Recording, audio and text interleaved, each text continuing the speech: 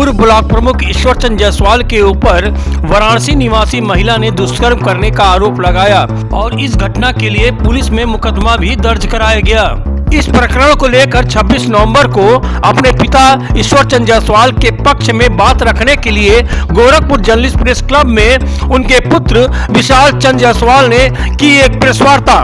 लेकिन दूसरे ही दिन 27 नवंबर को ईश्वरचंद जायसवाल के ऊपर मुकदमा दर्ज कराने वाली वाराणसी निवासी महिला के पति अंकित जायसवाल ने गोरखपुर जर्नलिस्ट प्रेस क्लब में प्रेस वार्ता की। क्या कहा उन्होंने, सुनिए। जो आरोपी ईश्वरचंद जायसवाल हैं वो बहुत ही बड़े, मतलब क्या बताएं, उन्होंने जो घिनौना इतना हरकत किया था और कल उनके पुत्र ने एक प्रेस वार्ता किया था, उसका मैं खंडन करने के लिए आया हूं। उनके पुत्र विशाल और शक्ति ने, उनका कहना था कि मेरा पहला जो आरोप था मैंने विशाल के इनके पुत्र पर लगाया, विशाल, फिर उनके पिता पर लगाया था। मैं विशाल जी को और ईश्वरचंद जायसवाल और शक्ति जी को ये बता देना चाहता हूँ, भैया आरोप ऐसे हवाई पर नहीं लगाया जाता, उसका एविडेंस होता है, उसका प्रूफ मेरे पास है। जो उनसे मेरी वार्तालाप हो रही है, मैं उनके पिता के बारे में बताया हूँ और ये पिता के लिए हमसे 24 घंटे की मोहलत मांग रहे थे।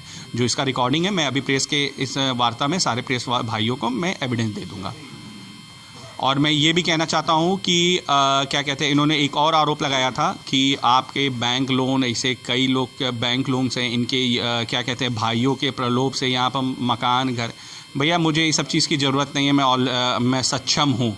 और मैं ये भी बताना चाहता, आपके पास ढेर जानकारी है, बैंक से ये लोन है, ये है, तो ला के प्रस्तुत करिए ना।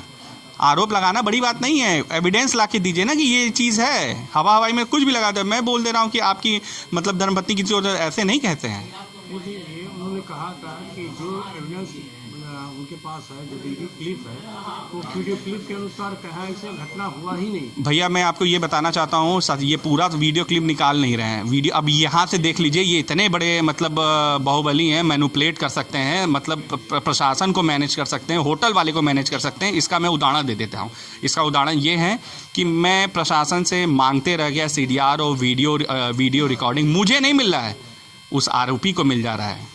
मतलब उसको होटल पे जा रहा हूँ मैं, मुझे नहीं मिल रहा है, उस आरोपी, सोचिए, मुझे आज तक मेरे फ़ोन में ना किसी के मतलब वीडियो नहीं मिला, उसको मिल जा रहा है। सोचिए कितना बड़ा मतलब वो बाहुबली है, वो पूरा मैनेज करने में लगा हुआ है। उन्होंने कल ये कहा था कि आप द्वारा ये जो क्लिपिंग है, ये सब दबाने का प्रयास या मैनेज आप कर रहे हैं।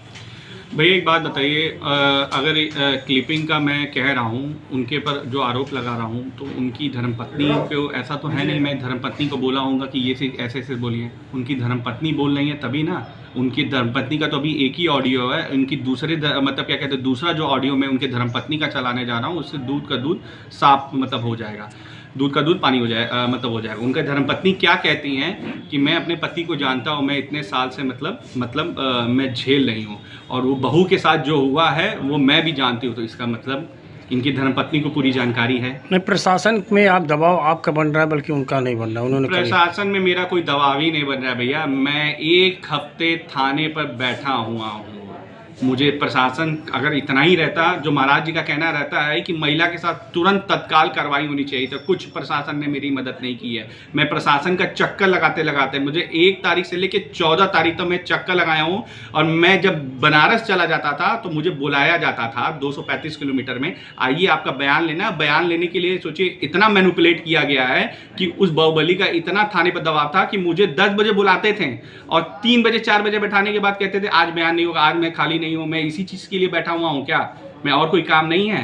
तो मैंने कहा भाई साहब, तो आप हमको बनारस से बुलाते क्यों थे यहाँ पर थाने पर। आप इस प्रेस वार्ता के माध्यम से क्या कहना चाहेंगे। भैया इस प्रेस माध्यम से यही कहना चाहते हैं, मुझे जो इस लड़की के साथ अन्याय हो रहा है वो न्याय मिले, और माननीय मुख्यमंत्री जी इसको संज्ञान में लें। मैं संज्ञान में लेने के बाद कई असलहों का जखीरा रखा हुआ है, उस पर भी कार्रवाई हो, और मैं यही चाहता हूँ कि मेरे साथ न्याय हो।